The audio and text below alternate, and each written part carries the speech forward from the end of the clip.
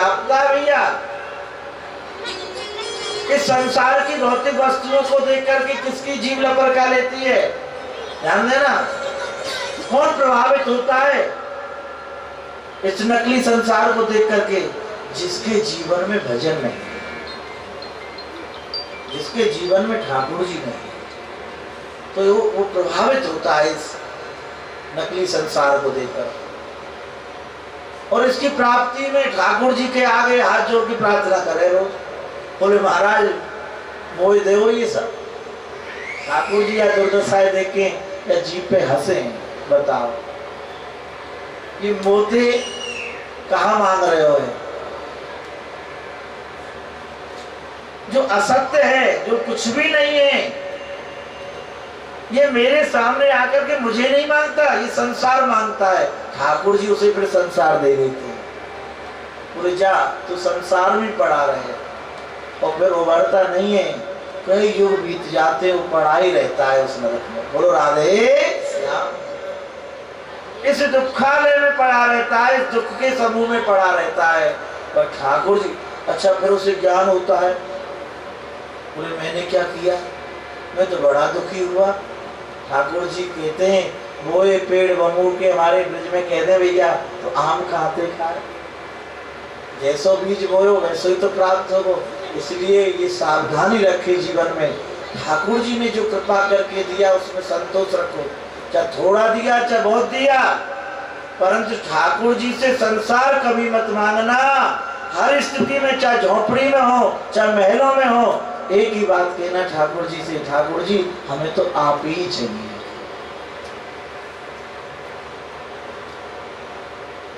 ठाकुर जी से जब जीव कहता है हमें आप चाहिए, ठाकुर जी गदगद हो जाते हैं, प्रसन्न हो जाते हैं। ऐसा हो नहीं सकता कि आपने ठाकुर जी से ठाकुर जी को मांगा, भजन से भजन मांगा, मिले नहीं, ऐसा हो नहीं सकता। अवश्य प्राप्त होते हैं ठाकुर।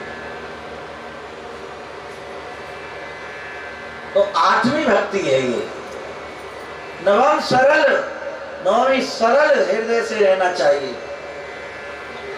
सहज। क्योंकि ठाकुर जी कहते, हमारे ब्रज के रसकाचार कहते, सहज प्रीत मोहन को भावे। सहज बन जाओ, सरल बन जाओ, सरस बन जाओ।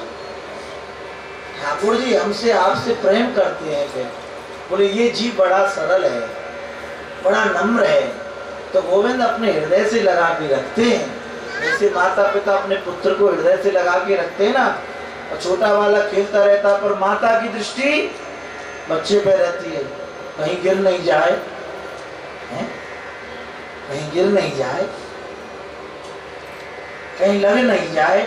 चाहे माता रसोई में काम कर रही है, चाहे घर में काम कर रही है, पर एक दृष्टि बच्चे के ऊपर है। जो सहज सरल जीव होते हैं ना, ऐसे ही परम पिता परमात्मा की दृष्टि जीव के ऊपर होती है।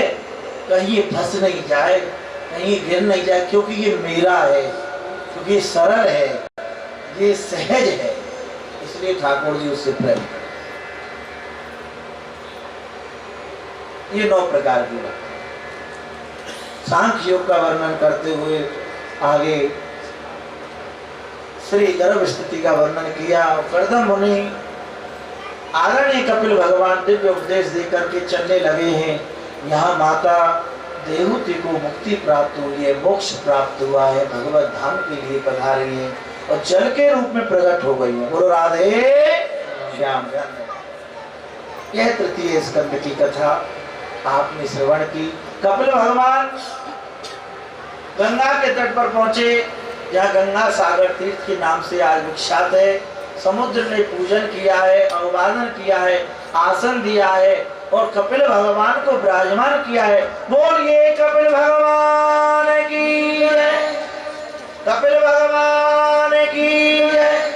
इसी मनोवंश में वैष्णवों ध्रुव जी का चरित्र आया है। आप बड़े भाव से ध्रुव चरित्र सुने। ये चतुर्स्कंध की कथा है।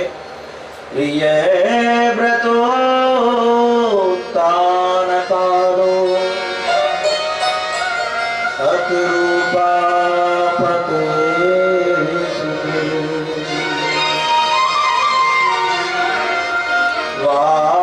वासुदेवस्य कलियाया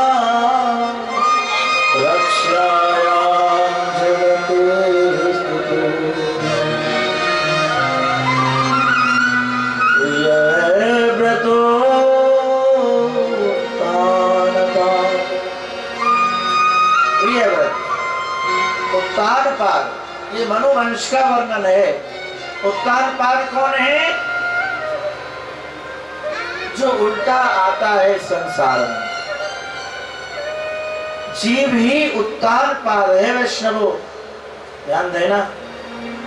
सभी जीव माता के पेट में उल्टे ही पड़े रहते हैं। बोलो राधे श्याम। पैर ऊपर है, सिर नीचे है। और संसार में इसका जो आगमन होता है इसी दशा में होता है। पैर ऊपर है, जिसके पैर ऊपर है सर नीचे, वही उत्तानपाद। उत्तानपाद की प्रथम रानी का नाम है सुनीति, सुंदर नीति। प्रत्येक जीव को ठाकुर जी सुंदर नीति देकर के ही भेजते हैं। निर्मल विचार, सुंदर विचार होते हैं। और इस संसार के झूठे प्रकाश को देख करके ऐसा फंसता है, सुनीति का तो त्याग कर देता है और सुरुचि के साथ संबंध बना लेता है। सुरुचि, सुनीति माने अच्छी नीति। सुनीति कहती है चलो सत्संग की हो, चलो ठाकुर जी की कुछ वार्ता सुनेंगे, कथा सुनेंगे, ब्रजरस की कथा सुनेंगे, ठाकुर जी के दर्शन करेंगे, गिरिराज जी की परिक्रमा लगाएंगे। ये सुनीति के विचार है। और सुरुचि, सुरुचि संसार की ओर ले जाती है। सुरुचि माने अपनी रुचि वो संसार में फंसाती है, संसार का चिंतन कराती है। वहां भगवत चिंतन नहीं होता। सुरुचि का सानिध्य भगवत चिंतन नहीं होता।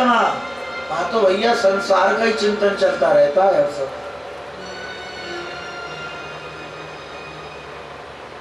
राजा एक बार वन में विचरण कर रहा है। उत्तानपाद राजा अचानक एक सुंदरी स्त्री को देखा, उसे देख के मोहित हो गया, फंस गया चक्कर में। बोले देवी तुम्हारा नाम क्या है? बोले सुरुचि। बोले मैं आपके साथ विवाह करूंगा। बोले आपका पहले विवाह हुआ है? बोले मेरी रानी, बड़ी रानी है सुनीति, और आपको मैं अपनी रानी बनाऊंगा। बोले राजन जहाँ सुनीति है वहां मैं नहीं रह सकती। बोले मैं आज ही त्याग करता हूँ सुनीति का।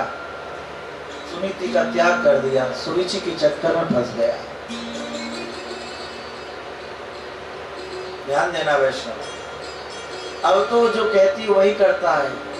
तो सुनीति के पुत्र हुए ध्रुव और सुरुचि के पुत्र हुए उत्तम। एक बार श्री ध्रुव जी महाराज अपने बाल सखाओं के साथ खेल रहे थे। खेलते खेलते राजभवन की ओर गए हैं। यहाँ राजा उत्तानपाद उत्तम को लेकर के गोदी में बैठे हुए थे।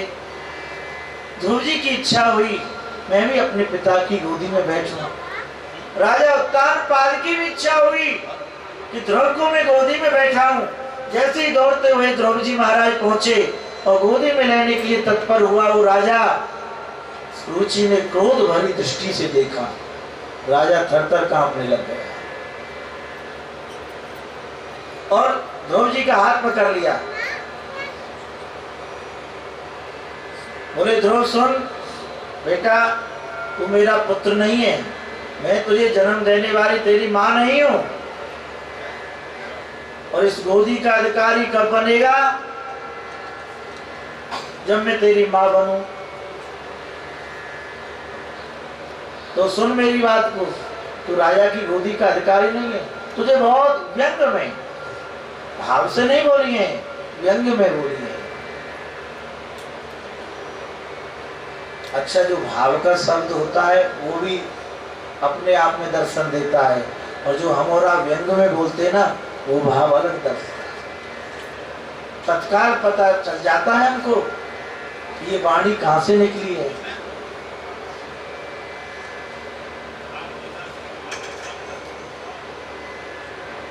रानी बोली, सुरुचि बोली, सुन तुझे राजा की गोदी में बैठना है, तुझे बहुत तपस्या करनी पड़ेगी, तब तू राजा की गोदी में बैठने का अधिकारी होगा। और तुझे राजा की गोदी में बैठना है तो वन में जा, भगवान का भजन कर, भगवान की तपस्या करनी पड़ेगी। और जब भगवान तेरे से प्रसन्न हो जाए, उनसे मेरी कुख मांगना, तो तू मेरी कुख से जन्म लेकर के आएगा, तब तू राजा की गोदी का अधिकारी बनेगा। चल यहाँ से। रोते हुए द्रौपदी जी, राजा भी कुछ नहीं कर पाया। आज तो सभी सुरुचि के अधीन हो गए। बोलो राधे श्याम। सुनीति तो बहुत कम है। जो ठाकुर जी की कथा सुन रहा है वो सब सुनीति हैं। हम और आप सभी सुनीति हैं। जिसका मन ठाकुर जी की कथा में है, ध्यान देना। और कथा में आने पर जिसका मन संसार में भटके, समझो सुरुचि के साथ इसका संबंध है। बोलो राधे श्याम।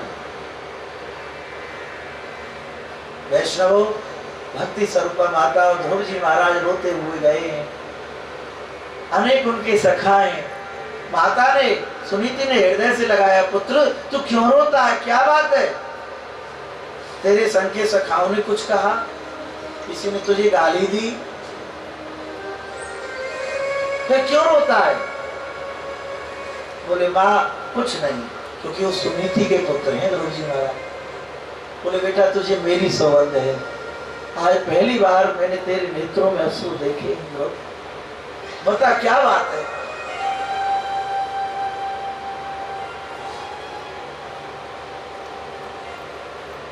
बोले माँ मैं खेलते हुए चला गया महलों में, मैं पिताजी की गोदी में बैठने के लिए, मेरी इच्छा हुई कि मैं पिता की गोदी में बैठूं, पर सुरुचि माता ने मेरा हाथ पकड़ लिया, कहा तू इस गोदी में नहीं बैठ सकता। माँ बोले क्या कहा तेरी सुरुचि माता ने? बोले ये कहा कि भगवान की तपस्या करनी पड़ेगी, और जब भगवान प्रसन्न हो जाए उनसे मेरी कुख मांगना, तब तुझे ये गोदी प्राप्त होगी। माँ ये भगवान कौन है? वो सबको आशीर्वाद देने से ही संसार प्राप्त होता है। मात्र माता के प्रेमाश्रु झलकाए, हृदय से लगा लिया ध्रुव जी महाराज को। बोले पुत्र तू सुनीति है ना, सुंदर नीति देने वाली है। बोले पुत्र तेरी सुरुचि माँ ने बहुत सुंदर प्रेरित किया है तेरे लिए। तेरी सुरुचि माँ से तेरा हितैषी इस त्रिलोकी में आज मुझे कोई दूसरा दिखता नहीं है। चाहे ये भाव उसने भाव से कहा, चाहे भाव से कहा, चाहे व्यंग में कहा, परंतु तुझे ठाकुर जी के लिए प्रेरित किया तेरी सुरुचि माता ने। इसलिए वैष्णवों यदि कोई हमसे उपहास में भी कह देना कि भजन करो, समझ लो वो हमारा गुरु है। बोलो राधे श्याम, ये हमारा मित्र है।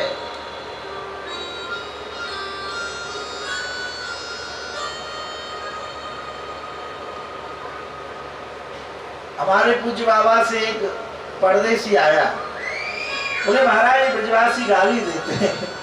बोलो राधे श्याम। तो बाबा मुस्कुराए बोलते, बोले ये ब्रजजन है, ब्रजवासी नहीं ब्रजजन है, यहाँ जिनको जन्म भयो है। ये गाली दे देना तो जो समझो मुक्ति है अब तुम्हारी, कोई रुकावट और ना। ब्रजवास ब्रजजन को सानिध्य तो जब ही मिले जब ठाकुर जी मिलने वाले हों। बोलो राधे श्याम। ध्यान देना, पक्की समझ ली, सहज ना। मेरे ठाकुर जी ऐसे हैं। बोले पुत्र तेरी माँ ने बहुत सुंदर प्रेरित किया है और मैं भी कहूंगी, पर हाँ जो पीछे कहा है वो ठीक नहीं है। बोले आधी बात तो बहुत अच्छी कही है, और जो बाद के जो शब्द है ना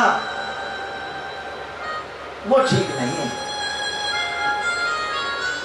बोले माँ कौन से शब्द सत्य हैं और कौन से असत्य, ध्यान देना माता। तेरी माँ ने कहा कि तू भगवान की तपस्या करने जा, ये बहुत सुंदर कहा। मैं भी कहूंगी पुत्र ध्रुव तू भगवत आराधना करने के लिए जा,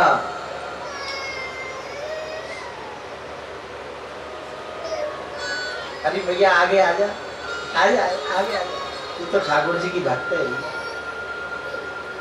ये हमारी मैया बहुत भक्त है ठाकुर।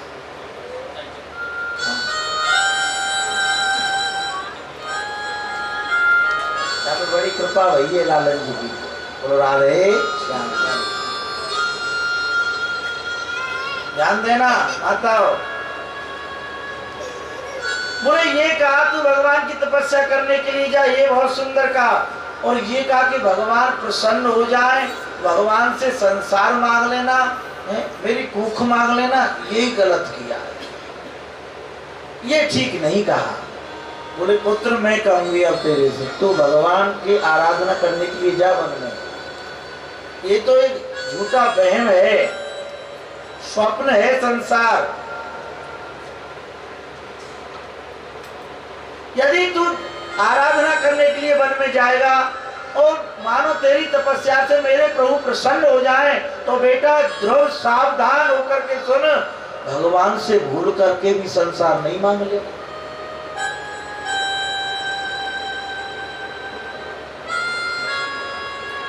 भगवान से भगवान को मांगना, उनकी गोदी मांगना। बेटा इस हाड़ मास के पुतला की गोदी में बैठ करके क्या करेगा तू? ये तो मांस रुधिर से बना हुआ एक पिंड है, इसमें निरंतर गंदगी है, मलमूत्र भरा पड़ा है। इसकी शोभा तो केवल भजन से है भैया, ये भजन के लिए प्राप्त हुआ है। ध्यान देना, केवल भजन के लिए। तो भजन करना। जी महाराज चल दिए, बोले माँ मुझे आशीर्वाद दो। माँ ने आशीर्वाद दिया और ध्रुव जी महाराज चल दिए। ध्यान देना, इस कथा का बहुत सुंदर भाव है। ध्रुव जी महाराज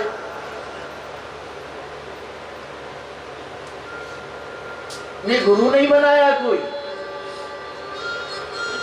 तड़फन हो गई केवल भगवत में लड़की की, भगवान से ही मिलना है अब और किसी से नहीं मिलना। इसलिए भाव में आकर के गुरु धारण नहीं करना चाहिए। पानी पीजे छान के और गुरु कीजे जान के। भेड़ चाल नहीं होनी चाहिए। आजकल भेड़ चाल हो रही है। बोलो राधे श्याम। वर्षों लग जाते हैं।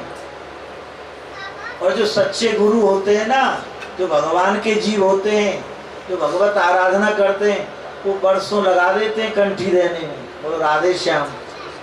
अब तो माइक में बोल दें कि प्रातः काल 10 बजे महाराज जी कंठी दे रहे हैं, आ जाओ बंद लो। बोलो राधे श्याम। है अरे भैया आप तो किनारे पे झूल रहे हो और इतने इनकी जिम्मेदारी ले रहे हो। अरे राम राम राम। ऐसा नहीं। गुरु पानी पीजे छान के, गुरु कीजे जान के। हमारे ब्रजवासी कहें या बात को खूब जान के, सोच समझ के, ये नहीं भाव में नहीं। और यदि धारण कर ले तो केवल परमात्मा है वो। मेरा गुरु कोई साधारण शरीर नहीं, दे ही नहीं है, स्वयं ठाकुर है। ऐसी भावना दृढ़ आवे। जैसे एक चोर की कथा आवे, एक चोर हो, ध्यान देना, चोरी करने का काम था। एक दिन उन्होंने सुन लिया, सत्संग चल रहा था घर में, बिना गुरु के भगवान नहीं मिलेंगे। पक्की बात है, बिना गुरु के भगवान नहीं मिलेंगे। चोर समझ गए। चोर ने विचार किया इनको गुरु की आवश्यकता है, तो लाल वस्त्र खरीद करके बाबा जी को वेश धारण करके आ गए भिक्षा लेने के लिए। वो लाली जो राजा की जो कन्या ही, वो बड़ी तड़फनी वाकी हृदय में, गुरु बनाऊं और भगवान को भजन करूंगा। ध्यान देना, जैसे भिक्षा करने के लिए आया वो चोर, संत का रूप बना करके, वेश बना करके वो लाली भिक्षा देने के लिए आई। बोले सुनो आपने गुरु धारण किया है? बोले नहीं। बोले हम बिना दीक्षा की भिक्षा नहीं देते। जिन्होंने दीक्षा ले रखी है, कंठी धारण कर रखी है, उनसे ही हम भिक्षा देते। बोले महाराज आप तो भगवान कृपा से आए हो, तो आप ही हमारे गुरु हो। बोले ठीक है, तो बोले ऐसा करो, दीक्षा दे दी, कंठी दे दी। बोले ऐसा करो, जितना अब आज्ञा मानो, जितना घर का सामान है ना, हीरा मोती जवाहरात जो भी घर में सबको बांध लो, तुम तो राजा की कन्या। वो आज्ञा, वो तो भावुक थी और उसने ऐसा ही किया। बोले चले चलो हमारे साथ, तुम्हें हम भगवान से मिलाएंगे। जाकर के एक वृक्ष से बांध दिया उस कन्या को। बोले गुरुजी क्या कर रहे हो? बोले ऐसे ही भगवान मिलते हैं। बोले अच्छा। बोले बंद ही रहो और तुम्हें भगवान ही खोलने के लिए आएंगे। गुरु का वाक्य सत्य मान लिया, मुझे भगवान खोलने के लिए। अब राजा रानी आज सब परिवार के खोजते खोजते जंगल में पहुंचे तो रस्सी से बंधी हुई वो कन्या। अब जैसे पिताजी हाथ लगाने लगे, कौन बांध गया? बोले मेरे गुरुजी ने मुझे बांधा है। और हाथ नहीं लगाना, गुरुजी कहेंगे भगवान ही खोलेंगे। बोले भगवान कोई गुरु नहीं होगा, कोई छल कपटी होगा, कोई ढोंगी होगा, पाखंडी होगा। बोले नहीं ऐसा मत बोलो मेरे गुरु के प्रति। हमारा ही बधे बधे कई दिन हो गए, नारद जी को भेजा भगवान ने। नारद जी ने कहा देवी वो तो चोर डकैत था, तुझे बात। बोले ऐसा नहीं, मेरे गुरुजी का वाक्य है, भगवान आएंगे। श्रद्धा। नारद जी भगवान के पास पहुंचे। भगवान उसकी तो अपार श्रद्धा है, आपको चलना ही पड़ेगा। स्वयं भगवान आए, दर्शन दिए, तो गुरु के वचन, तो ये श्रद्धा की बात है। तो इसलिए पानी पी जाए छान के, गुरु की जाए जान के। भावुकता में गुरु धारण नहीं करना चाहिए। और हनुमान जी से प्रार्थना करें, तो ऐसे कल काल में गुरु मिलनो दुर्लभ है। बोलो राधे श्याम। संत मिलनो दुर्लभ है, इसलिए चारों युग प्रताप तुम्हारा है, प्रसिद्ध जगत हो जाए। मेरे श्री हनुमान जी चारों युगों में विद्वान है प्रकट रूप से। हम उनके योगी तो बने, उनकी शरणागति लें और श्री हनुमान जी को रामचरित्र का पाठ सुनावें और श्री हनुमान जी कृपा करें। तो श्री हनुमान जी कृपा जब करें तो स्वयं हनुमान जी ही गुरु बन के आवे। बोलो राधे श्याम। तो श्री ध्रुव जी महाराज ने कोई गुरु धारण नहीं किया, माता का आशीर्वाद, और चल दिए। केवल एक लालसा है, भगवान से मिलना है। भगवान वन में मिलेंगे। तो कितनी वर्ष की उम्र है? 5 वर्ष की उम्र है ध्रुव जी महाराज। दृढ़ता है कि माँ ने आशीर्वाद दे दिया, और जिनकी सुनीति जैसी माँ हो उन्हें भगवान मिलते हैं, उन्हें गुरु भी मिलते हैं, उन्हें संत भी मिलते हैं। चल दिए महाराज, भगवान प्रसन्न हो गए। उन्हें छोटा सा बालक, इसलिए बड़ी दृढ़ता। एक जन्म की तपस्या नहीं है ध्रुव जी महाराज की, ये समझ लो। पहले 36,000 वर्ष से जन्मों से तपस्या चली आ रही है, अब जाकर के ठाकुर जी की प्रेरणा हुई है। अभ्यास, कितने जन्म बीत जाते हैं ठाकुर जी से मिलने के लिए।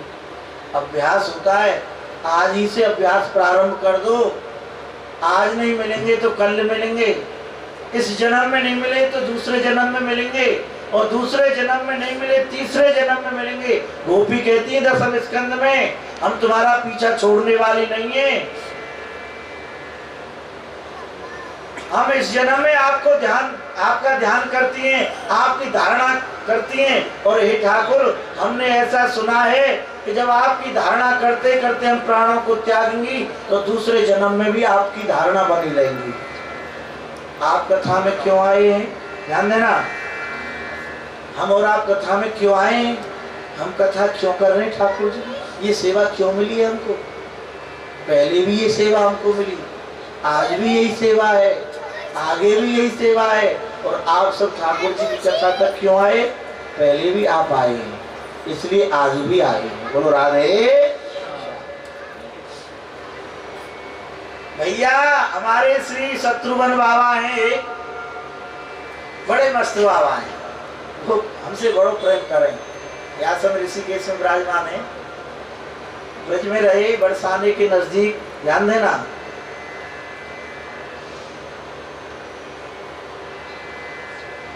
बोले कि जो पहले मिल ले भैया वही मिले। मैं एक बार बाबा के पास गयो, होते बोले ठाकुर जी आप तो तुम्हारे भक्त आए हमसे मिलने के लिए। मैंने कौन लायो? बोले छुल्ली लायो। बोलो राधे श्याम। बोले जी राधे गोसाई। मैंने क्या आए होंगे बाबा? मैंने बाबा भक्त तो ठाकुर जी के हुए, हमारे काहे के भक्त हैं? बोलो राधे। बोले नहीं, बता रहे थे वो ब्रजराज जी बता रहे थे कि उनको हमसे मिलाया है उन्होंने। मैंने सब कुंज बिहारी के भक्त हैं, सब बांके बिहारी के हैं, हमारा तो बाबा शरीर होना है। ध्यान देना वैष्णवो। श्री ध्रुव जी महाराज चल दिए, भगवत कृपा हो गई और श्री नारद जी प्रकट हो गई वन में। जब भगवत कृपा हुई तो इस कथा का एक भाव है, जब हम भगवान के लिए तड़पते हैं तो स्वयं भगवान ही प्रेरित करके, स्वयं भगवान ही गुरु के रूप में प्राप्त होते हैं। नारद जी प्रकट हो गए। नारद जी ने परीक्षा ली ध्रुव जी की। बोले बालक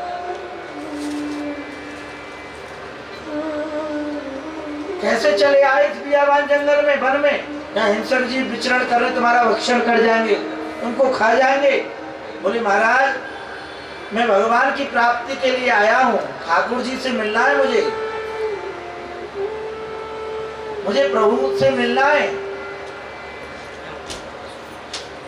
बोले सुनो अभी तुम्हारी खेलने की उम्र है, फिर बड़े हो जाओगे तुम्हारा विवाह होगा, तुम्हारे बच्चे होंगे, कहीं बुढ़ापे में भक्ति की जाती है। चलो किसी ने तुमको डांटा है, कोई तुम पे क्रोधित हुआ है, कोई बात नहीं है, इस हट को त्याग दो बालक और अपने महलों के लिए प्रस्थान कर जाओ। उसी समय ध्रुव जी के नेत्रों से अश्रुपात होने लगे। बोले भगवान मेरी माँ तो कहती थी कि संत तो भगवान से मिलाते हैं और आप कैसे संत हैं? जिस माया को त्याग के आया, जिस प्रपंच को छोड़ करके आया, आप वहीं के लिए मुझे प्रेरित कर रहे। उसी समय श्री नारद जी ने हृदय से लगा, अंक में भर लिया नारद जी ने। बोले ध्रुव तुझे भगवान मिलेंगे। बोलो राधे। मेरा आशीर्वाद है बेटा, तुझे भगवान मिलेंगे। जाके ऐसी दृढ़ता है उसे भगवान मिलते हैं। बोले गुरु की आवश्यकता है पुत्र, मार्ग तो वही बताएंगे, नाम गान तो वही करेंगे। बोले महाराज आप भगवान की कृपा से आए हो इस वन में, मैं तो चल रहा था ठाकुर जी की ओर, आप कहां से आ गए? यदि मेरे ऊपर भगवत कृपा ना होती तो आप कैसे मिलते? आप मुझे भगवत कृपा से मिले हो तो आप ही मुझे अवलंब दे दो। बोले देता हूँ। द्वादश अक्षर का मंत्र दे दिया। बोले इस मंत्र को दिन जपना। बोले एक बात और बताओ गुरुजी, हम मेरे लिए स्थान बताओ तो मैं कहाँ भजन करूं? बोले हाँ स्थान की आवश्यकता है तो श्रीधाम वृंदावन चला जा, ब्रजमंडल मधुबन में। मधुबन गए थे ना? हाँ भैया गए। यहाँ वो भाथी ध्रुव जी का टीला मधुबन में। वैष्णवो हमारे ब्रज में 3 धाराएं हैं यमुना जी की। बोले महाराज कौन कौन सी हैं? बोले एक धारा तो यही है जहां आप दर्शन कर रहे हो, और एक धारा श्री नंदगांव होते हुए, बरसाने होते हुए, ध्यान देना नंदगांव ये तो 2 वन मिल है महाराज, यहाँ आज भी चिन्ह मिलते हैं यमुना जी के, ध्यान देना। और सीधे महाराज 2 मिल होते हुए श्री गिरिराज जी की परिक्रमा लगाते हुए श्री पूछरी के लोठा के ऊपर से श्री यमुना जी गई हैं। और जमुनावता एक गांव है जहां भगवान के अष्ट सखाओं में साधना की है कुंभन दास जी ने।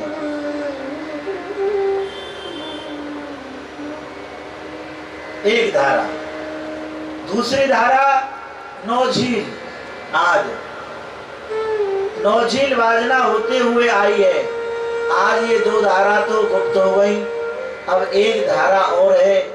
और जब तक ये पृथ्वी है, चंद्रा सूरज है, जब तक यह धारा को दर्शन होते ही रहेगा वृंदावन में, तो अमिट नहीं है। और जागना श्री यमुना जी अंतर ध्यान रह जाएंगी, समझ लो सबरो राधे श्याम। जागना श्री गिरिराज जी और यमुना जी लुप्त होंगे, आई दिना ये पृथ्वी जी रसातल में चली जाएगी। बोलो राधे श्याम। दोनों यमुना, हमारे महापुरुष कहते, बाबा महाराज इस बात पे बहुत जोर लगाते। कोई ब्रजवासी कहते अरे हम तो कल जो आगो बाबा, बोले नहीं नहीं, बाबा कहते दोनों यमुना, दोनों गिरवर, दोनों कलजुग ना। जब तक श्री यमुना जी है, जब तक भैया श्री गोवर्धन नाथ हैं हमारे, तब तक कलयुग को दर्शन नहीं है। और भैया जो ठाकुर जी में लगे हुए उनने कलयुग दिखे ना है।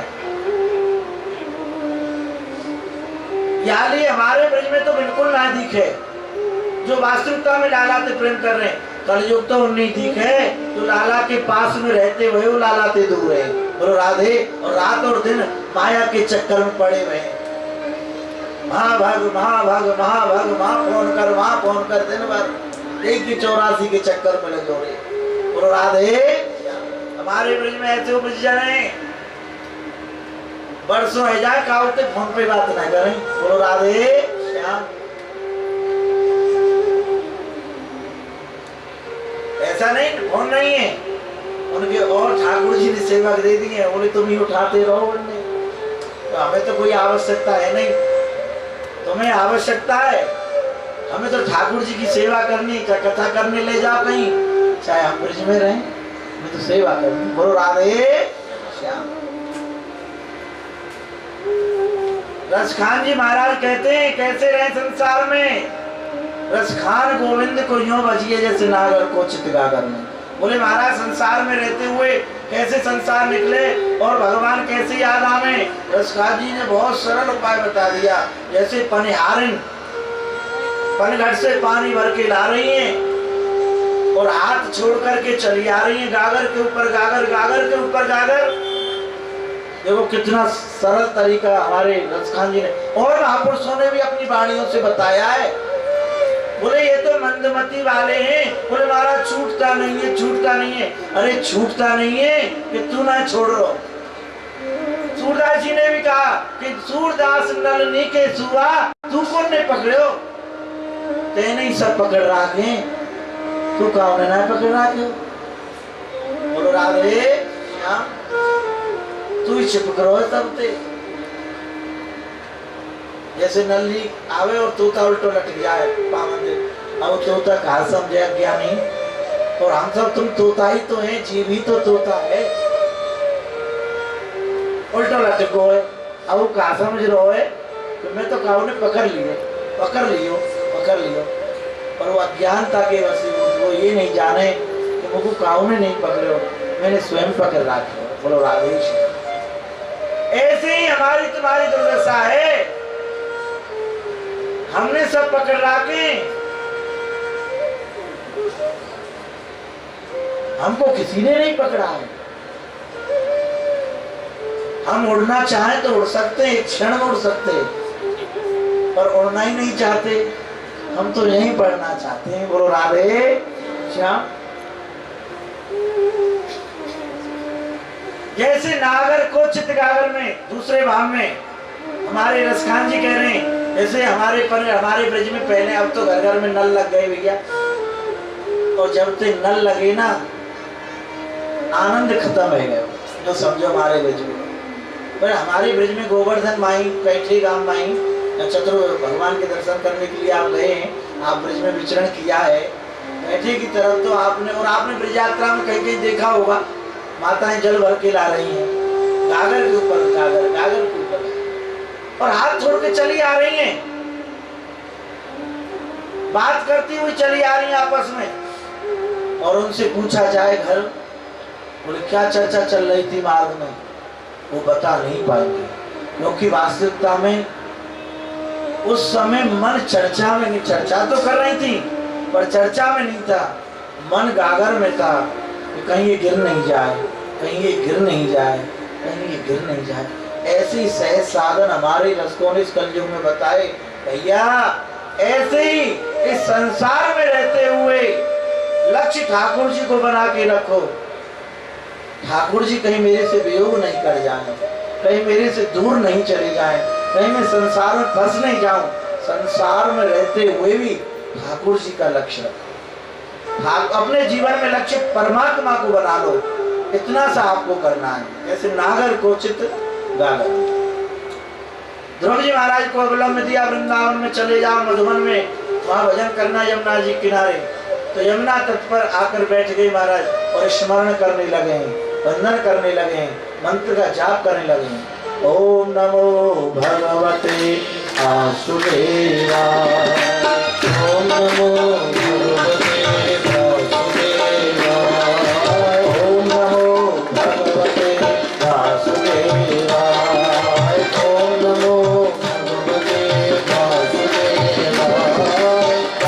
वासुदेवाय नंद नंदनाय, वासुदेवाय नंद नंदनाय। भैया श्रोताओ, भक्तों और भैया वैष्णवों, कछु 15-20 मिनट आज लेट हो जाए कथा, घबराना नहीं। और राधे, आज तो लाला को जन्म है। हाँ, हमारे ब्रज में 6-6 घंटा कथा हो एक बार में। अब हमारी जो कथा है 18 तारीख से दाऊ जी के आंगन में है। बरसाने के निकट श्री प्रागट्य दाऊ जी का मंदिर है कमई गांव में। सभी ब्रजवासी आए, गोवर्धन बोले आप ही ये कथा करनी है।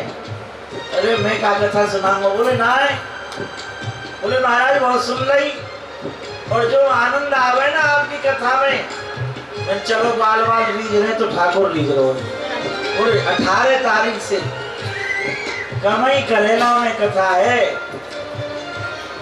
ये ब्रज के मुकुटमणि गांव है, ये ठाकुर जी के ही प्रारंभ लीला के सन के गांव है। कमई गांव की विशाखा सखी हुई, ध्यान देना।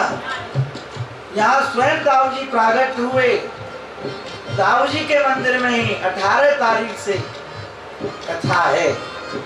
और वहाँ 5-5, 6-6 घंटे कथा होगी एक ही समय में। ध्यान दीजिए, एक ही समय में 1 बजे बैठ जाएंगे, 12 बजे, 1 बजे बैठ जाएंगे। आज बात हुई महाराज जी से हमारी, बोले महाराज कथा का समय क्या है? बोले हमारे यहाँ तो ब्रज में वही व्यास जी 1 बजे से 6 बजे तक। बहुत सुंदर महाराज जी, बहुत सुंदर। और आगे आप बढ़ा सको, मामू कोई वो ना है हमारी परेशानी। बोलो राधे श्याम। और वास्तविकता में ठाकुर जी की कथा से हम परेशान हो जाए, कमजोर, हमारा सानिध्य नहीं है ठाकुर जी की कथा के समय। ओम नमो भगवते वासुदेवाय, ओम नमो भगवते वासुदेवाय, वासुदेवाय, ओम नमो भगवते वासुदेवाय, ओम नमो भगवते वासुदेवाय, ओम नमो भगवते वासुदेवाय, ओम नमो भगवते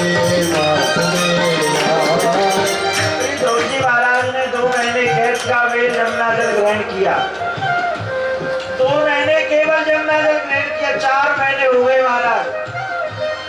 अब तो जल भी त्याग दिया, फल भी त्याग दिए। अंतर्मुखी दृष्टि होने लगी ध्रुव जी महाराज की। जब अंतर्मुखी दृष्टि होने लगी, भगवान हृदय में आकर के विराजमान हो गए। प्राणायाम, आज श्वास को रोक लिया तो लोकी में हाहाकार मचने लग गई।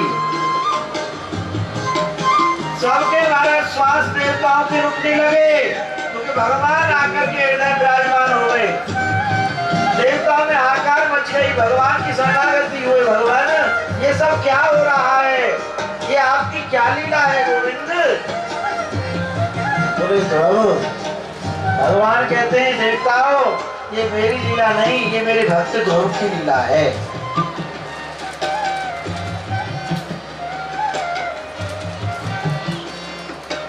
बोले महाराज आप भक्त को दर्शन देने के लिए क्यों नहीं जाते?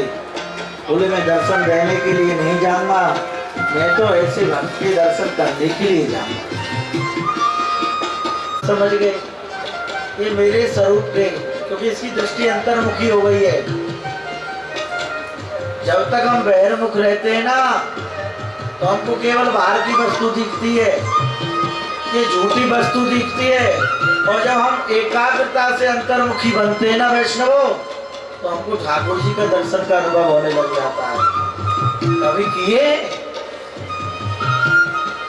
बोले महाराज अंतर्मुख दृष्टि कैसे बनेगी? बोले भजन से बनेगी, दृष्टि से बनेगी। जब भजन की सीमा जब बढ़ जाती है ना, नेत्र बंद करो, श्री कृष्ण बलराम सामने दिखाई देते हैं। बोलो राधे श्याम। नंद भवन दिखाई देता है, नंद भवन में ग्वाल वाल विचरण करते हुए दिखाई देते हैं। और देखो नंदगाम बरसन, वैसे तो हमारे पूरे ब्रज में कोई साधारण नहीं है, और नंद भवन नंदगाम और बरसाने की तो दिव्यात दिव्य लीला है, बहुत अनुभव किया है, साक्षात लीला है। आज भी ठाकुर जी का अंश है वहां के बाल गोपालों में भी।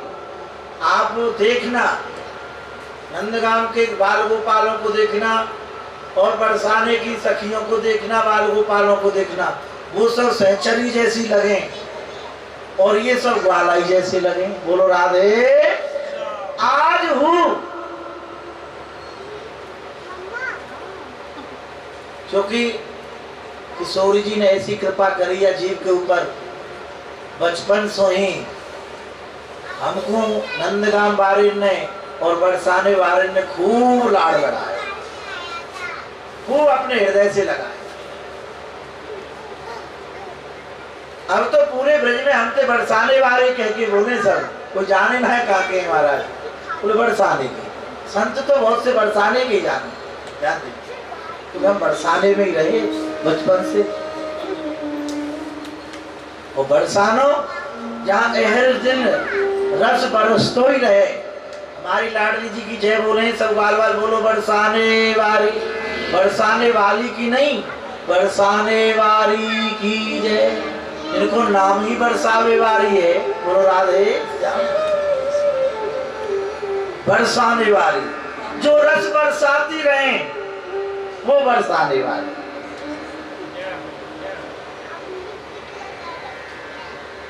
थोड़ो चलनो पड़े, सब प्रगट लीला दिख भी लग जाए। आज वो नंद भवन में और हमारे बरसाने में कोई अंतर नहीं है, वही लीला है, वही ग्वाल वाल है, वही सहचरी है।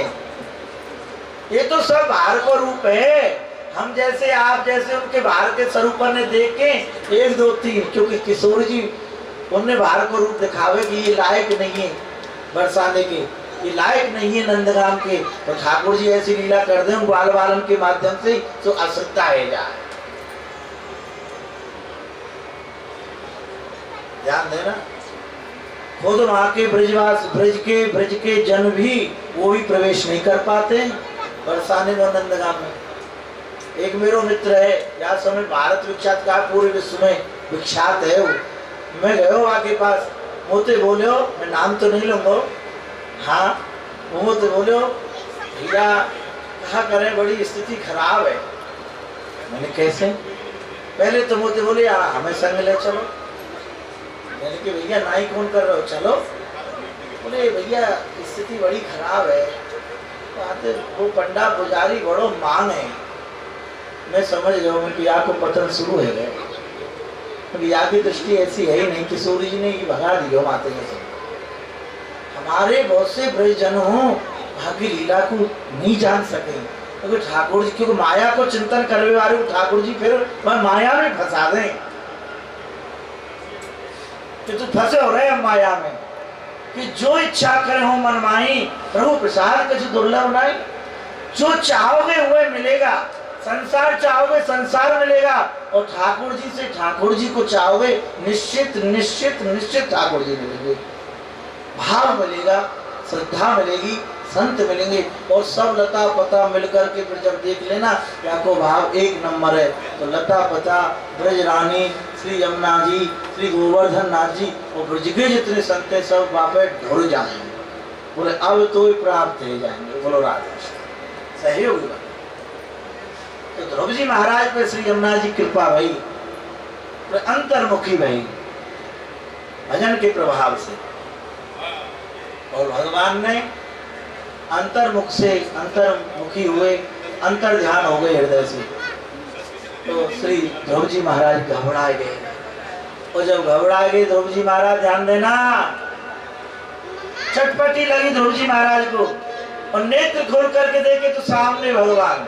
हाँ, जिन भगवान के दर्शन में हृदय में कर रहा था वही मेरे भगवान सामने खड़े हैं। ये मेरा भाग्य। अब कुछ बोलना चाहते हैं, कुछ बोल नहीं पा रहे, तो शंख, ध्यान देना, शंख स्पर्श करा दिया कपूर से, ज्ञान प्रकट हो गई, शरणागति हो गई महाराज। बोले महाराज आपकी स्तुति बड़े बड़े देवता नहीं कर पाते हैं, आपने ब्रह्मा को ज्ञान दिया, आपने मुझे भी ज्ञान दे दिया। परीक्षित जी महाराज बोले तो क्या महाराज शिक्षक हैं भगवान, पाठ पढ़ाते हैं भगवान? बोले नहीं नहीं, भगवान किसी को पाठ नहीं पढ़ाते, आजकल के शिक्षकों की तरह पाठ नहीं पढ़ाया भगवान ने।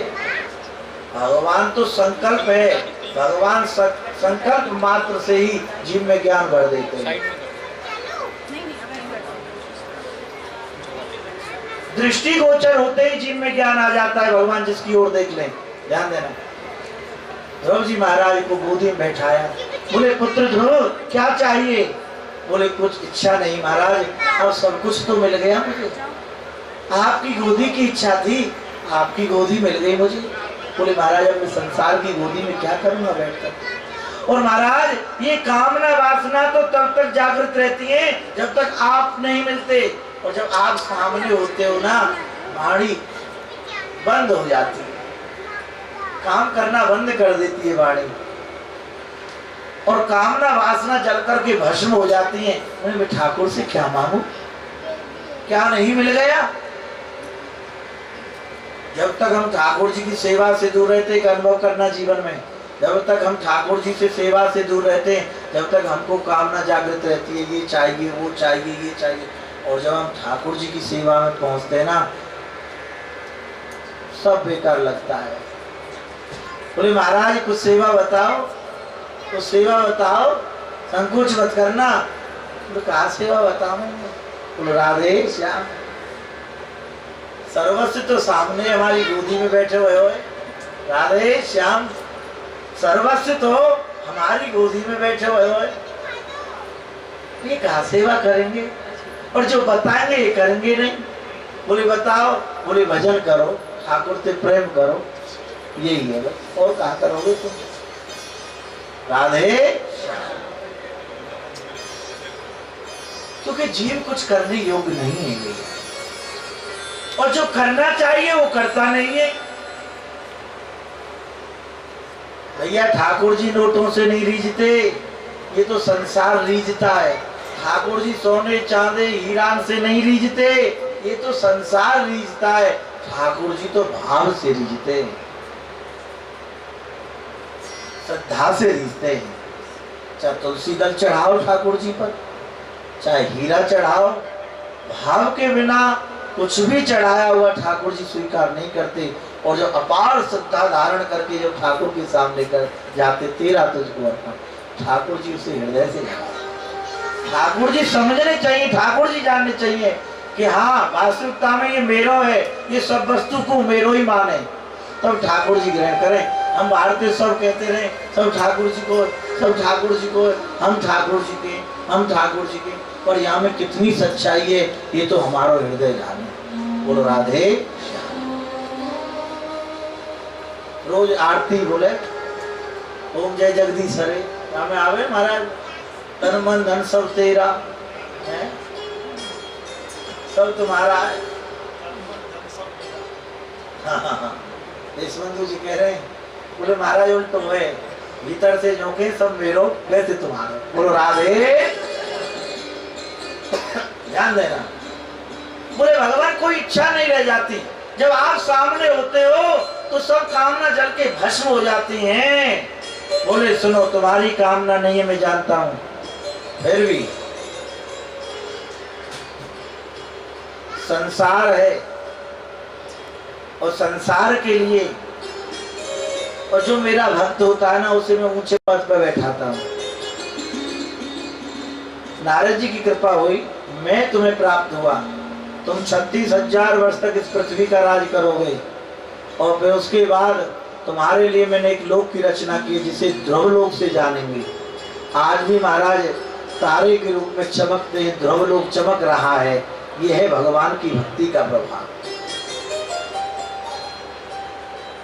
ध्रुव जी महाराज आए और तो उत्तानपाद जी रो रो के अंधे हो गए, मेरे से बड़ा अपराध हुआ, मैंने अपने पुत्र ध्रुव को इस रुचि के चक्कर में त्याग दिया और वो वन में चला गया, उसे कोई जीव हिंसक जीव भक्षण कर गया होगा।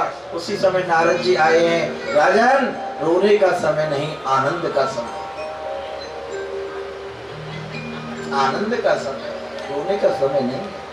तुम्हारे पुत्र भगवत प्राप्ति करके लौट रहे, पूरे नगर को सजाया गया, विद्युत समाज, विप्र समाज, संत समाज आज सब आतुर हो गए ध्रुव जी के दर्शन के लिए, चल दिए स्वागत में। और जब ध्रुव जी महाराज आए, पुष्पों की वर्षा हो रही थी, ध्रुव जी महाराज ने सबसे पहले सुरुचि माता को प्रणाम किया। बोले माँ, यदि तू प्रेरित नहीं करती और कहीं तू मुझे गोदी में बैठा लेती, मोह ग्रसित हो जाता, मैं तो इसी संसार को ही सत्य करके मान के बैठ जाता, और ये तो असत्य है। बोले माँ, तेरी कृपा से मुझे भगवान के दर्शन हुए, ये उपलब्धि तेरी कृपा से हुई है, मैं बार बार तेरे लिए वंदन करता हूँ। दूसरे ने सुनीति माता को, पिता को प्रणाम किया। सब नगर वासियों ने ध्रुव जी की जय जयकार करी है।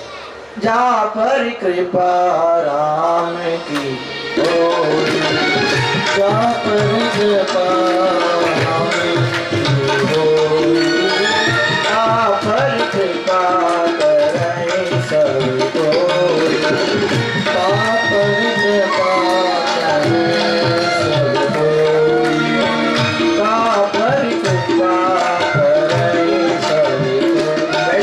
36,000 वर्ष तक पृथ्वी का राज किया आदरणीय सुखदेव स्वामी के परीक्षित। इसी ध्रुवी वंश में अंग महाराज का प्रादुर्भाव हुआ, पृथु का प्रादुर्भाव हुआ। पृथु महाराज की पृथ्वी ने स्तुति गायन की है, पृथ्वी का दोहन किया है। इसी वंश में पुरंजन उपाख्यान है, पुरंजन ही जीव है, ध्यान देना। हम और आप सभी पुरंजन हैं, हम प्रकृति के अधीन हैं। इस असत्य प्रकृति को ही हम सत्य करके मानते हैं, ध्यान देना। इसलिए हम पुरंजन हैं, हम मोहग्रसित हैं। बताओ कौन नहीं है मोहग्रसित? सभी मोहग्रसित हैं। ऐसे ही आदरणीय नारद जी आते, प्राचीन वर्ग यज्ञ करता है, उसमें हिंसक आहुति लगा देता है। नारद जी आके प्रेरणा देते, ज्ञान देते हैं। बोले राजन, आप यज्ञ करते हैं और संग में अपराध भी कमाते हैं। कभी कभी ऐसा होता है, हम अनुष्ठान करते हैं, बड़े बड़े अनुष्ठान करते हैं, और हम जानते हैं बहुत सुंदर तप हो रहा है, यज्ञ हो रहा है। कभी कभी हम ठाकुर जी के साथ रहकर शांति में रहते हुए अपराध कर देते हैं। बोलो राधे। इसलिए हमारे बाबा कहते थे, जब रास बिहारी की लीला होती थी गोवर्धन में, ध्यान देना, हमारे पूज्य सदगुरुदेव भगवान कहते, जो नए नए साधक आते रास बिहारी के दर्शन करने के लिए तड़फड़ रहती उनके थोड़े दूर रहो। साधक पूछते, महाराज क्यों दूर रहे? कि तुम इतने उच्च कोटि के नहीं हो, ठाकुर जी को हर स्थिति में देख लो। मैं आपसे सत्य कह रहा हूं, व्यास गद्दी पे मैंने हजारों का पतन होते दिखा वृंदावन के अंदर ठाकुर जी के सानिध्य में। आए तो भाव से थे और सीधे प्रवेश, बिना गुरु के बिना संत के सीधे प्रवेश कर गए। बोलो राधे श्याम। सीधे प्रवेश करोगे ना, हाथ पैर और बत्ती से टूट करके बाहर आ जाए, सहज ना है। ताऊ जी को मिलो, बोलो राधे श्याम। कितने आए और ठाकुर जी के सानिध्य में जाकर के वैष्णव ध्यान देना। बाबा कहते नहीं, अंदर नहीं जाना।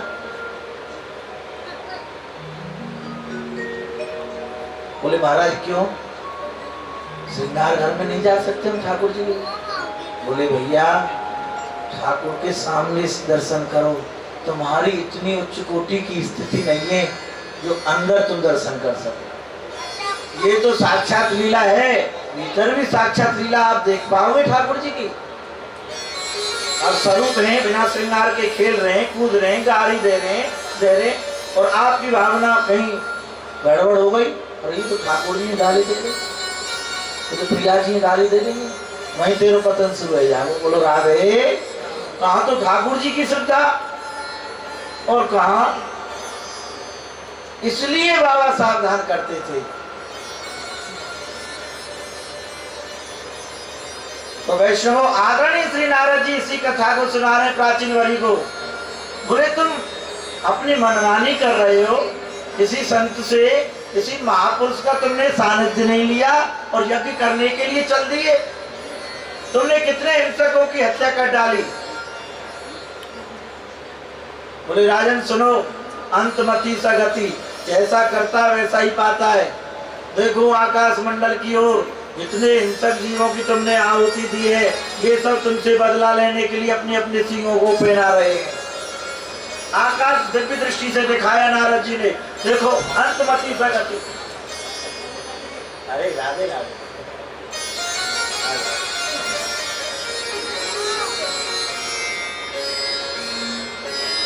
अंतमति सगति, जैसी मति वैसी गति।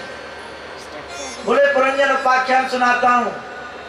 वैष्णवों समय का अभाव है, सूक्ष्म में मैं आपको सुनाता हूँ और ध्यान से सुनना। बोले जीव ही पुरंजन है। भगवान सुखदेव कह रहे हैं परीक्षित, जीव ही पुरंजन है। आत्मा और परमात्मा ये दोनों मित्र हैं, जीवात्मा और परमात्मा। ध्यान देना, एक बार ये जीवात्मा और परमात्मा विचरण कर रहे थे प्रचंड, और जीवात्मा को अनेक घर दिखाए ठाकुर जी ने। बोले इसमें रहना पसंद करोगे? कई देह तो ऐसी दिखाई महाराज घबरा गया पुरंजन। अविज्ञात कौन है? भगवान ही अविज्ञात है, पुरंजन ही जीव है। ध्यान देना, अविज्ञात नाम के मित्र हैं भगवान और पुरंजन है जीव। अविज्ञात है भगवान। भगवान ने कहा इस देह में रहना पसंद करोगे, इस घर में रहोगे? बोले नहीं, इस घर में नहीं रह सकता, इसके तो हाथ पैर कुछ भी नहीं है, केवल शरीर ही शरीर है, यही देह है महाराज सर्व। उसको देख के घबरा गया। आज भयंकर भयंकर घर दिखाए महाराज, धोनियां दिखाई। बोले इसमें रहोगे, इसमें रहोगे? बोले महाराज इनको तो केवल देखते ही डर लगता है। अचानक इसकी दृष्टि दक्षिण दिशा की ओर चली गई पुरंजन की, और दक्षिण दिशा में इसने एक द्वार, एक नगरी को देखा। उसको देख के प्रभावित हो गया। ठाकुर जी का हाथ छोड़ करके दौड़ गया। बोले ये पसंद है मुझे, यहाँ रहूंगा। उस नगर के द्वार पर, सुंदर नगरी है, उस नगरी के द्वार पर ध्यान देना, एक सुंदर स्त्री माला लेके खड़ी हुई है इस जीव का वर्णन करने के लिए। उस नगर की जो स्त्री है उसकी 10 दासियां हैं उसकी सेवा में, और 5 फन का सर्प उस नगर की रक्षा में है। बोले महाराज ये पुरंजन कौन और जीव, वो नगरी कौन? ये मनुष्य देही वो नगरी है 9 द्वार की, 9 द्वार है इस नगरी के। और महाराज वो 5 दासियां, वो 10 दासियां, वो स्त्री, बोले बुद्धि ही स्त्री है। 5 कर्म ज्ञान इंद्रिया और 5 कर्म इंद्रिया ये दासी हैं, और 11वां इनका है मुखिया मन। ये जिधर चलता है उधर ये सब पीछे पीछे चलते हैं। बोलो राधे श्याम। 5 कर्म इंद्रिया, 5 ज्ञान इंद्रिया और ये बुद्धि है, और इस बुद्धि रूपी स्त्री की दासियां हैं, और ये 11वां मन मुखिया है। ये जिधर चलता है 5 प्राण ही ये 5 फन वाला सर्प है, इस नगर की रक्षा करता रहता है। बहुत घृषित हो गया पुरंजन उस नगरी में जाकर। पहले अकेला गया, उसका परिवार बढ़ने लगा, पुत्र हुए, पुत्रियां हुई, सगे संबंधी हुए। अब उस असत्य संसार को ये एक बहुत बड़ा संसार बन गया इसका, और उस असत्य संसार को, झूठे संसार के चक्कर में अवज्ञात नाम के जो भगवान मित्र हैं उनका विसर्जन हो गया बुद्धि में से।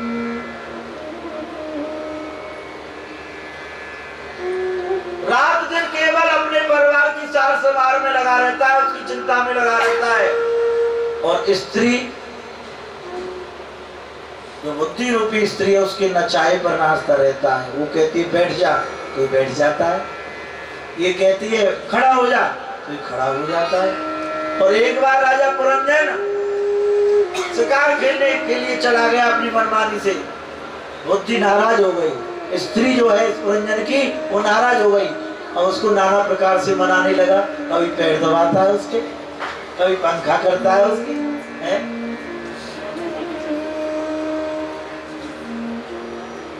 अब धीरे धीरे उस नगरी पर आक्रमण होने लगा। बोले महाराज किसका आक्रमण होने लगा? बोले जरा का, काल की बहन है जरा, वृद्धा। अब इस नगरी पर धीरे धीरे आक्रमण होने लगा। बोले महाराज किसका आक्रमण? बोले जरा को भेजा काल ने। बोले जाओ, ये बड़ा मस्त है और अपने आप को भगवान समझ के बैठ गया है, अपने आप को कर्ता समझ के बैठ गया है कि जो कुछ मैं ही हूं। बोले जाओ इसको भान कराओ। ये देह को सत्य करके मान के बैठ गया है। ये देह सत्य, रात और दिन इसको सजाने में लगा रहता है। ये हर समय क्रीम पाउडर आग में लगा रहता है, शीशा के आगे खड़ा हो जाता है, दर्पण के आगे। पूछो ही मत महाराज, 6 बार तो गंगा से बाल करते, और पूछो मत महाराज कैसे कैसे रगड़ा के उन्हें लगा तो भी रहे। पर ठाकुर जी कहते तू कितनों लगा, समय पे आवे में सब पता चल जाएगी। बोलो राधे श्याम।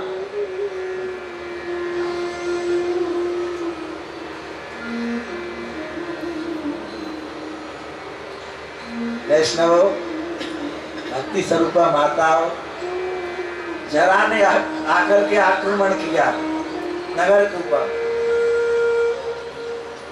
दांत टूटने लगे, नगर छिन्न भिन्न होने लगा महाराज। और इसकी बुद्धि रूपी स्त्री समाप्त हो गई। कहते ना बुढ़ापे में बुद्धि नष्ट हो जाती है। बोलो राधे।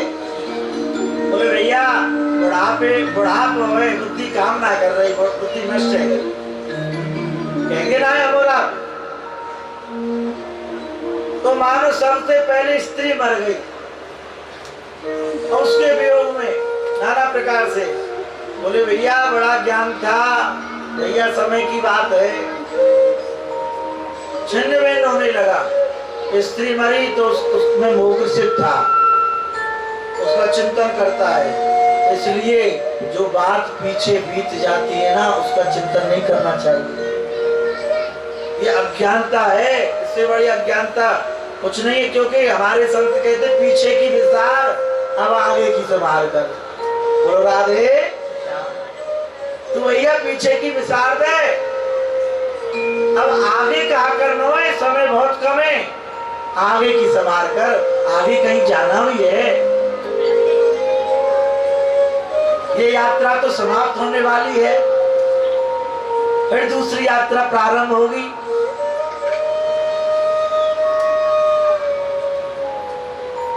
परंतु ये जड़ मूर्ख जीव उसी में ग्रसित होकर के और लास्ट में महाराज बाद में ठाकुर जी का चिंतन तो करता नहीं, क्योंकि जीवन में अभ्यास ही संसार का बनाया, इसलिए अंत में भी इसकी जो मति है वो स्त्री में चली गई।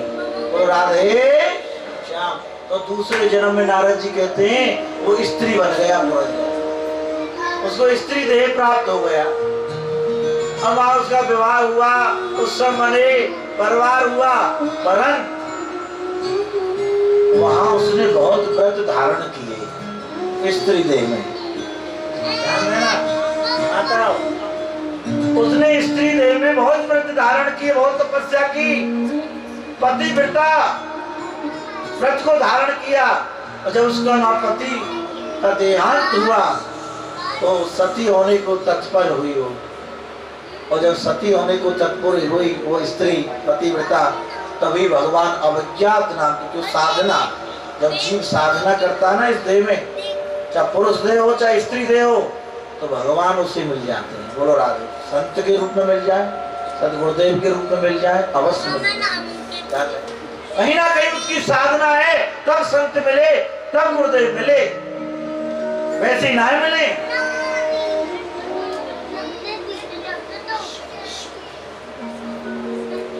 जैसे भैया आजकल अपनी मनमानी करें, पति तो मिल गए पर पति की बातें ना माने। बोलो राधे।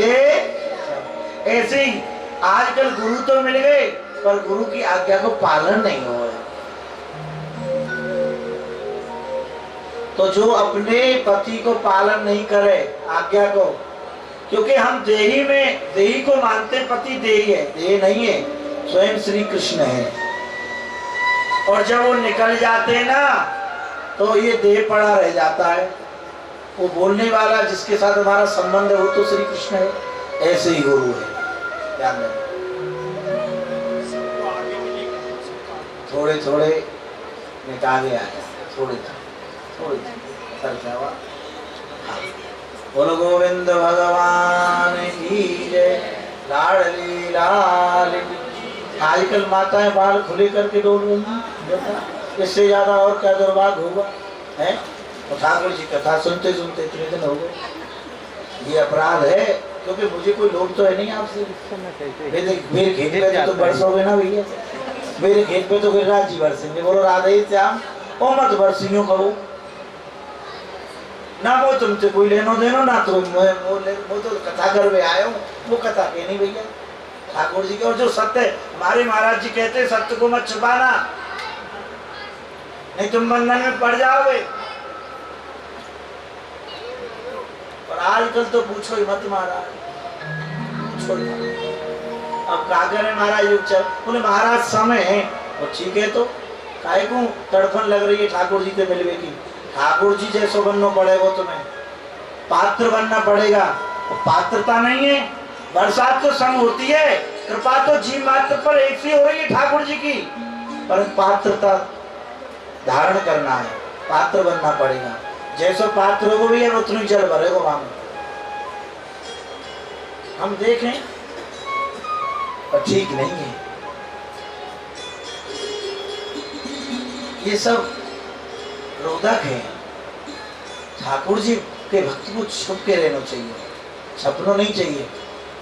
कितनों कोई मंडलेश्वर हो, यदि छपरो है ना, बाकी हृदय भीतर छपने की इच्छा है, एक जन्म तो कहा, 100 जन्म तो कहा, 1000 जन्म में वह ठाकुर जी ना मिलेंगे, चाहे कितनों अपने आप में तपस्वी बनते हो। बोलो राधे। देश बंधु जी ने कही हम फोटो में कहा करोगे, फोटो को मारो तो वही छप ले, हमें मत छापो।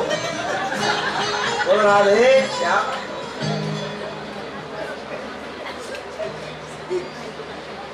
बोले ना महाराज, फिर मैया को फोन किया, बोले महाराज द्वार पे आजकल बने ना खड़े खड़े, मैंने ब्याह से तुम चौकीदार बना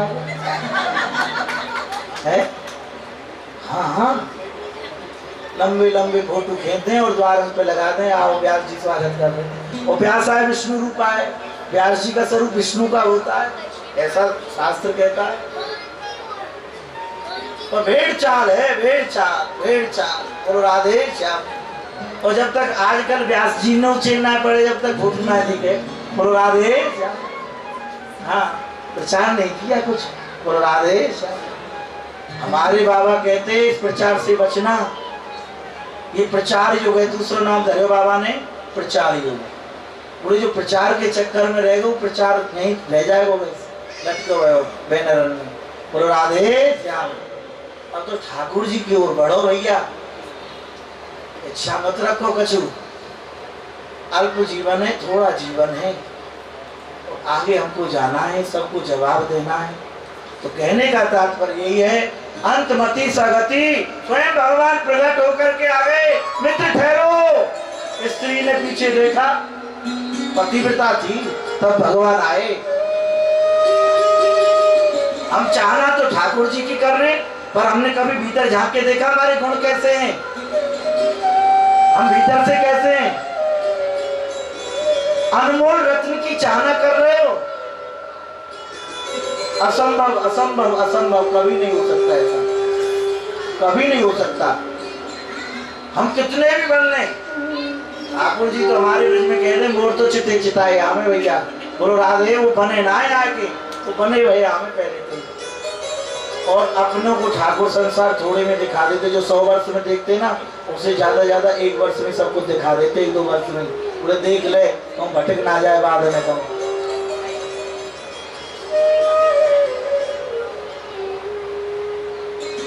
तो मैं भगवान आगे प्रकट होकर के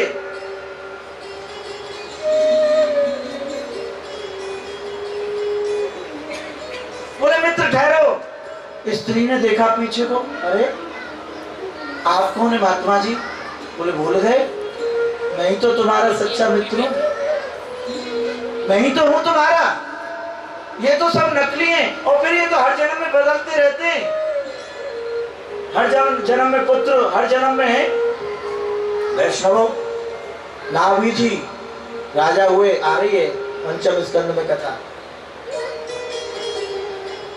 उनके पुत्र हुए, देव योग से पधार गए, और नारद जी ने आके पुनर्जीवित कर दिया उनको। तो नाभी जी बड़े दौड़ करके अपने पुत्र को हृदय से लगाने के लिए दौड़े, ध्यान देना। उसी समय वो बालक कहता है ठहरो, एक बात बताओ, आप कौन से नंबर के पिता हो मेरे? बोलो राधे श्याम। वो बालक कहता है आप कौन से नंबर के बाप हो मेरे? कौन से नंबर के पिता? बोले 100 पितान तक तो मुझे याद है, मेरे 100 बाप हो गए पहले, आप कौन से नंबर के? और मैं तुम्हारा कितनी बार पिता बन चुका हूं।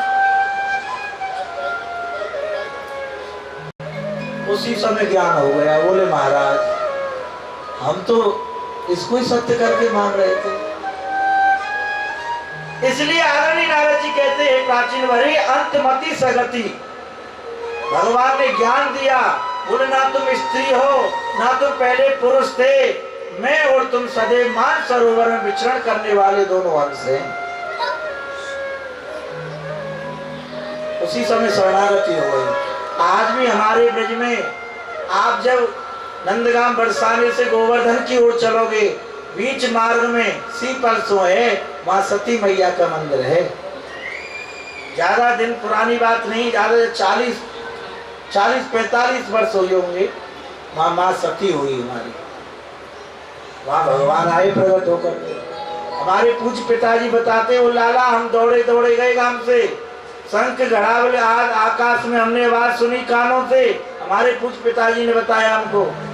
और लाला एक बस आई गोवर्धन की ओर से, टूटी सी बस आई, उसमें एक सफेद दाढ़ी वाला संत उतरा, इसके सफेद वस्त्र से सफेद केस थे, और कुटिया में लेकर उस स्त्री को गया। वो साधारण संत नहीं थे, स्वयं भगवान ही आए थे। बोले सबने कुटिया में जाते देखा संत को, और लाखों ब्रजवासी वहां उपस्थित थे, परंतु उस संत को निकलते हुए किसी ने नहीं देखा। केवल स्त्री आई और संत 5 मिनट रुके होंगे, 5 मिनट कुटिया में गई माता, सती माता, और आकर के अपने पति को लेकर के बैठी। ध्यान बोले अपने आप अग्नि प्रकट हो गई, कोई अग्नि प्रज्वलित नहीं की, संकल्प मात्र से। ये धारणा है। तो अंतमति सहगति, बोले ना तुम स्त्री हो ना पुरुष हो, तुम तो मेरे अंश हो, तुम देह नहीं तुम देही हो। मैं तो केवल मनुष्य देह कब प्राप्त होता है, जब ठाकुर रीझते हैं। ये हमको सहज में नहीं मिल गया। यदि हम पशु होते तो यहाँ आकर के हम कथा सुन पाते हैं, या सूकर कुकर की देह में होते कि यहाँ बैठ करके हम ठाकुर जी की चर्चा कह पाते, सुन पाते। बीच बीच में व्यास जी कीर्तन कराते तो ताली बजा के कीर्तन कर पाते। कितने उपकार हैं ठाकुर जी के हमारे ऊपर, कभी ध्यान दिया है? आगे श्री सुखदेव के स्वामी कहते परीक्षित, यहाँ तक मनुवंश का वर्णन, आगे पंचम स्कंद की कथा प्रारंभ हो रही है। प्रियव्रत महाराज, प्रियव्रत के आग्नेय हुए, आग्नेय के नाभि हुए, नाभि के ऋषभदेव हुए, ऋषभदेव भगवान, उनके 100 पुत्र हुए। बड़े पुत्र भरत जी महाराज, उनको राज देकर के श्री ऋषभदेव भगवत तपस्या कर, ये भगवत अवतार है ऋषभदेव जी, ये 24वां अवतार है। ये 24 अवतार में से एक अवतार है ऋषभदेव भगवान। साधना श्री भरत जी महाराज भी कुछ दिन राज करके उनको भी आत्मज्ञान हो गया, ये सब नश्वर है और समय केवल भजन के लिए प्राप्त हुआ। ध्यान देना, केवल भजन के लिए ये शरीर मिला है। तो भरत जी महाराज भी चल दिए भजन करने के लिए। गंडकी नदी के तट पर बैठ गए, परण कुटी बना करके वहां भजन करते, साधना करते। एक दिन संध्या वंदन कर रहे थे और नदी में एक मृगी का बालक बहता हुआ चला आ रहा, वहां से चल रहे थे। भरत जी महाराज ने उसकी रक्षा की, उसकी औषधि दी, उसकी सुरक्षा करी, उसकी सेवा की। यहाँ तक तो ठीक है। अब मृग का बालक स्वस्थ हो गया, वह तो पशु है, वह अपने मृग झुंडों में जाकर के मिल गया। ध्यान देना, अब मृग झुंडों में जाकर के मिल गया। अब माला लेकर के बैठे, उस मृग का ध्यान आए, उस मृग का बालक का ध्यान आए।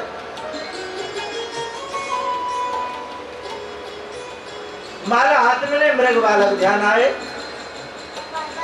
तो अंत में जब उनके प्राण निकले, उनको मृग का ध्यान रहा, तो दूसरे जन्म में वो मृग बन गए।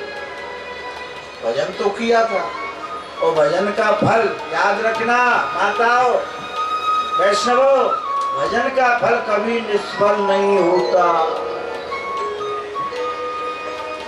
चाहे पशु देह मिल जाए, और यदि भजन किया है तो प्रकट होता है। इतना भजन किया था, वो मृग तो बन गए, तो भजन के प्रभाव से उन्हें अपना पूर्व जन्म ध्यान रहा। तो मैं तो भारतवर्ष का राजा था, और भारत भरत जी के नाम से इस खंड का नाम भारतवर्ष है। दूसरे जन्म में मृग बने, और जब मृग बने तो उनको ध्यान रहा, चेतना रही, तो उन्होंने संकल्प लिया उस देह में कि मैं ना जल पीऊंगा, ना कुछ तृण चरूंगा, केवल केवल भजन करूंगा। तो मृग देह में गंडकी नदी में बैठ जाते, और गंडकी नदी में बैठ करके भजन करते, और ऐसी साधना करते करते उस मृग का देह का त्याग किया। तो उस भजन के प्रभाव से और भजन बढ़ गया, उसके प्रभाव से फिर ठाकुर जी की करुणा हो गई, मनुष्य देह में भेजा, ब्राह्मण घर में भेजा। उनको दोनों जन्म याद थे, सावधान हो गए, अब मैं केवल केवल केवल भगवान का बनूंगा, संसार का नहीं बनूंगा, केवल भगवान। बचपन से पिताजी जब पढ़ाने बैठते, बोलो पढ़ाते कुछ पढ़ते कुछ, मौन वृत्ति में सब समझने लगे, इसकी वाणी नहीं है। पिताजी कहते इस काम को कल उल्टा ही करते भरत जी महाराज, तो सब उनको जड़ जड़ कहने लग गए। पाठशाला जा रहे हैं तो बीच मार्ग में रुक करके आकाश मंडल को देखने लग गए। सब समझने लगे तो जड़ है, बुद्धि नहीं है। भरत जी महाराज भीतर भीतर मुस्कुराते, बोले इसी को तो मैं चाहता हूँ कि संसार मुझे कुछ ना समझे। संसार के काम का बन गया तो मैं भगवान के काम का नहीं बन सकता। श्री भरत जी महाराज से जड़ कहने लगे सभी। एक बार घर वालों ने खेत पर भेज दिया, बोले कुछ करता नहीं है, बोले ये लठ हाथ में ले और फसल खड़ी हुई है और चिड़ियाओं को ताड़ता रहे और परकम्मा लगाता रहा खेत की। भरत जी महाराज उनके सामने परकम्मा लगाने लगे और जब घर वाले आ गए उनके छोड़ करके रात्रि में एक मेड़ पे आके बैठ गए। भरत जी महाराज विचार करने लगे, बताओ ये खेत किसका है, ये चिड़िया किसकी है? बोले ये खेत भी ठाकुर जी का है और ये चिड़िया भी ठाकुर जी की है, और मैं भैया मैं बीच में दही में मूसर कैसे बन जाऊं? बोलो राधे ध्यान देना, मैं कौन हूं? मैं मालिक तो नहीं हूं, मालिक तो मेरे राम जी हैं। सब चिड़ियाओं को बुलाया, बोले प्रेम से पाओ, ये राम जी को खेत है और राम जी की चिड़िया है। बोलो राधे क्या? राम जी की चिड़िया राम जी को खेत, खाओ खाओ चिड़िया हरु हरु खेत। राम जी की चिड़िया राम जी को खेत, खाओ खाओ चिड़िया हरु हरु खेत। राम जी की चिड़िया राम जी को खेत, खाओ खाओ चिड़िया हरु हरु खेत। खाओ खाओ चिड़िया हरु हरु खेत, खाओ खाओ चिड़िया हरु हरु खेत। राम जी की चिड़िया राम जी को खेत, खाओ खाओ चिड़िया हरु हरु खेत। राम जी की चिड़िया राम जी को खेत, खाओ खाओ चिड़िया हरु हरु खेत। तो कहने का भाव है, अभी ध्यान देना, देखो बाहर से ये युग चल रहा है, तुम्हारा इस युग में कैसे चले? बाहर से कोई भी स्थिति हो पर भीतर से कभी मालिक मत बनना। बोलो राधे। वैष्णवों, जैसे इस युग में संत भी हैं और असंत भी हैं। काल यवन आज भी डोल रहे हैं, मायावान आज भी डोल रहे हैं। उनका भीतर से तिरस्कार नहीं करना, क्योंकि उसमें भी ठाकुर जी हैं। बाहर से कोई भी रूप हो चलेगा, ठाकुर जी भी कहते हैं युग का धर्म है। और भीतर से मालिक मत बनना, भीतर से तो सबके सेवक बन के रहना। भोले बाबा कभी क्रोध नहीं करते, पर कहीं लिखा है क्रोध आता, फिर भी क्रोध किया उन्होंने। भोले बाबा ने कभी हृदय से क्रोध नहीं किया, ऊपर से क्रोध किया। ऐसे भी अपने जो ठाकुर जी के, हमारा ठाकुर जी का भवन है, इसमें अनेक सेवक भी हैं, तो हम उनके मालिक ना बने, हमारे उनके सबके मालिक ठाकुर जी हैं। केवल बाहर से कोई भी क्रिया हो तुम्हारी, डांटना हो फटकारना हो, हृदय से कभी मत करना है सर, इससे बड़ा अपराध कुछ नहीं है। हृदय में तो ये समझना इनमें भी मेरे ठाकुर हैं, पर संचालन करना है। महाराज इतनी बड़ी फैक्ट्री है, हजारों नौकर काम कर रहे हैं, सेवक काम कर रहे हैं, और यदि क्रोध नहीं करें तो बोले क्रोध को नौकर बना के रखो, मालिक बना के मत रखो। जब जरूरत हो तब बुला लो, जब आवश्यकता हो बुला लो, फिर कहो अब जाओ तुम्हारा काम हो गया। ध्यान देना। तो वैष्णवों, भरत जी महाराज, घर वालों ने कहा तू जड़ है, किसी काम का नहीं है, निकल जाए यहाँ से। भरत जी महाराज बड़े प्रसन्न हुए और सीधे महाराज विचरण करने लगे। यहाँ प्राचीन वाली वैष्णवों, रघुगढ़ राजा से भेंट हुई। एक बार वो पालकी चल रहे थे, समय का अभाव है, सूक्ष्म में आप सुने। तो रघुगढ़ राजा की पालकी में जोत दिया भरत जी महाराज को। अब चल रहे थे तो सावधानी से जीवन व्यतीत कर रहे हैं भरत जी महाराज। कोई चेंटी चेंटा, कोई जीव